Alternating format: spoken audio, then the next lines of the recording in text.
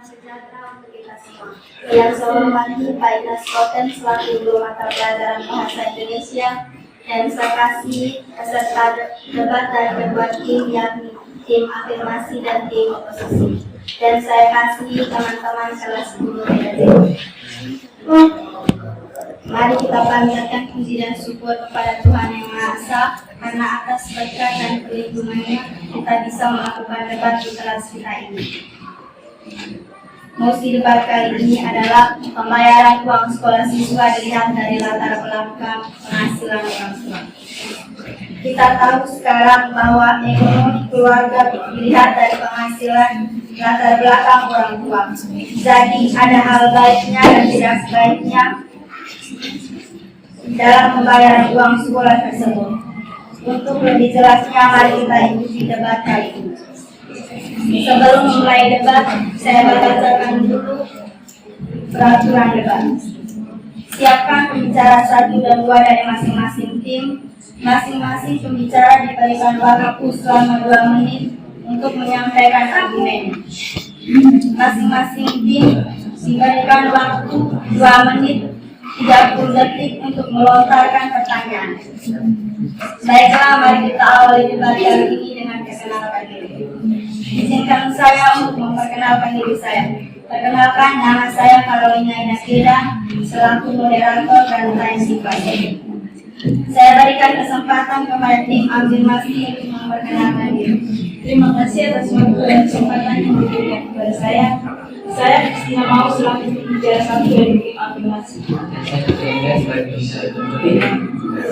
Terima kasih kepada tim afirmasi sudah memperkenalkan diri.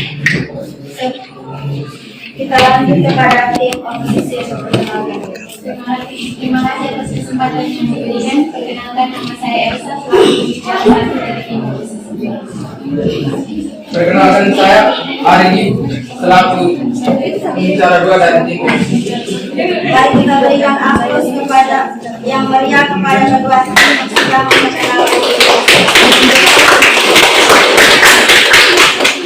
Lanjut sesi berikut adalah memaparkan argumen dari masing-masing tim. Pada kesempatan pertama ini, saya persilakan kepada pembicara 1 dari tim afirmasi untuk memaparkan argumen. Terima kasih atas waktu Anda 3 menit dimulai dari sekarang. Terima kasih atas waktu dan kesempatan untuk diberikan kepada saya. Di sini saya akan memaparkan argumen saya. Mosi yang diambil kali ini, pembayaran uang sekolah siswa harus dilihat dari latar belakang penghasilan orang tua. Poin penting yang pertama, meningkatkan kualitas sumber daya manusia secara nasional. Jika pendidikan hanya dapat diakses oleh mereka yang mampu, negara akan kehilangan potensi besar dari anak-anak pintar, dari keluarga kurang mampu.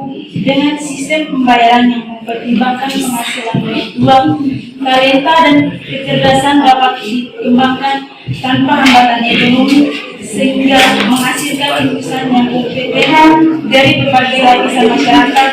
Hal ini pada akhirnya akan meningkatkan kualitas SDM nasional secara inklusif. Buktinya, SMA Taruna Nusantara, meskipun sekolah ini memiliki biaya standar, mereka menerapkan sistem subsidi silang dan beasiswa penuh bagi siswa berprestasi dari latar belakang ekonomi.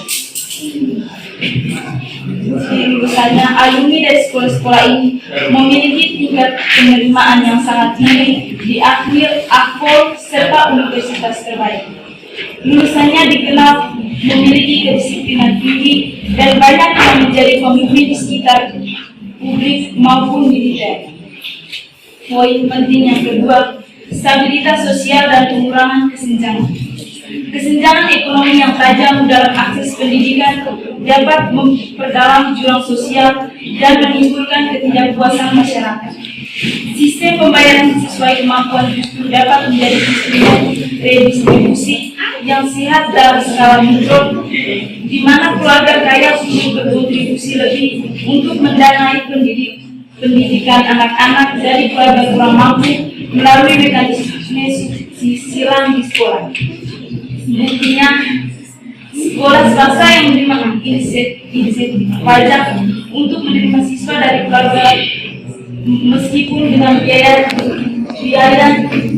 disesuaikan terbukti meningkatkan integrasi sosial dan mengurangi stigma ekonomi. Yang ada dari saya, terima kasih.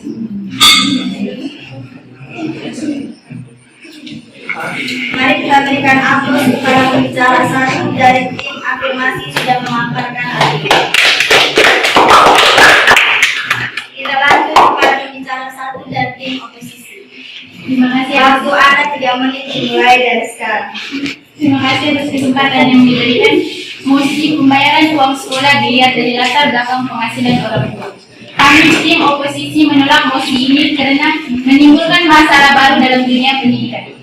Di SMK Negeri 1 Rangitan, sekarang banyak orang tua berpenghasilan rendah justru menunjukkan komitmen tinggi dengan menyisikan sebagian penghasilannya untuk uang sekolah, seragam, dan perlengkapan praktik lainnya.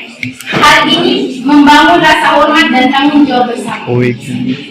Jika pembayaran uang sekolah dilihat dari latar belakang penghasilan orang tua, maka akan muncul stigma sosial dalam pendidikan.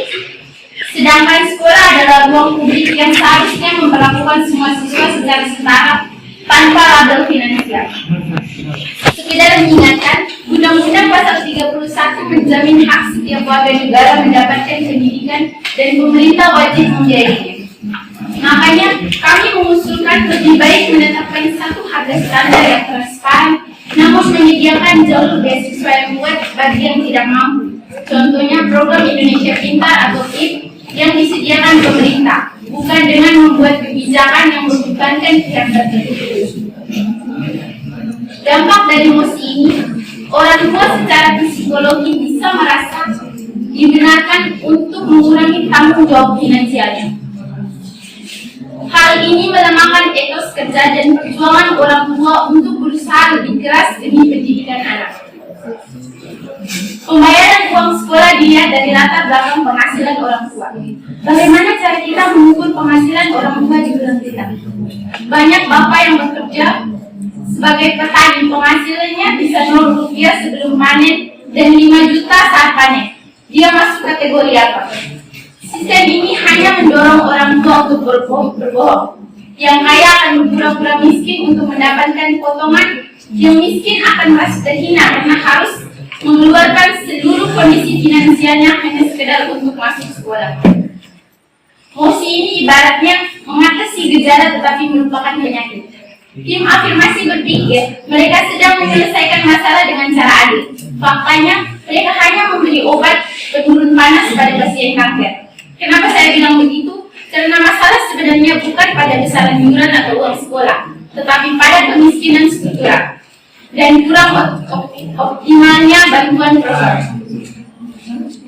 Contohnya, seorang anak berhenti sekolah untuk memilih membantu orang tuanya bekerja yang hidup, padahal uang sekolah sudah diturunkan atau mungkin sekolah sudah digratiskan. Di sini, biaya sekolah bukan hambatan utama, melainkan kondisi ekonomi keluarga yang menjadi masalah utama.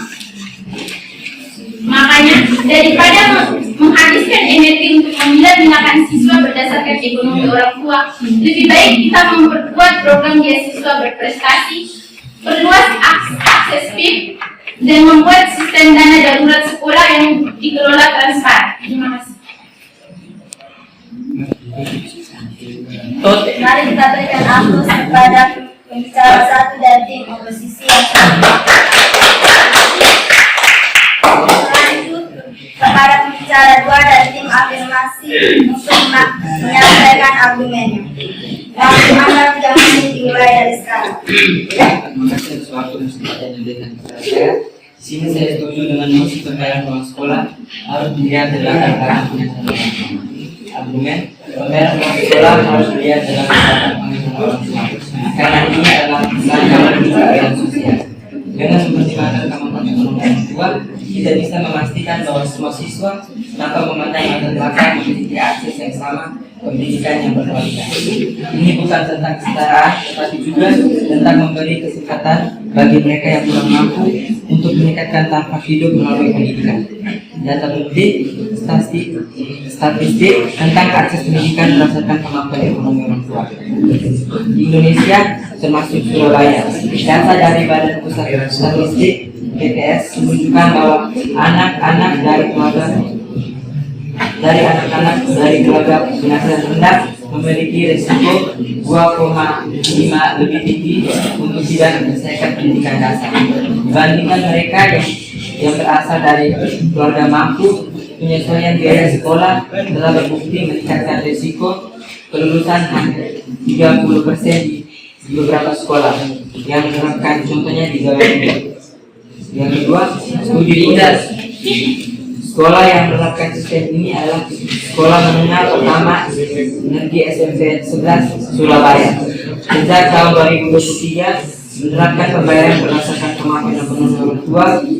Jumlah siswa dari keluarga kurang mampu meningkat 45% dan tingkat putus sekolah turun dari 8% hingga menjadi 2%. Yang ketiga, landasan hukum dan kebijakan.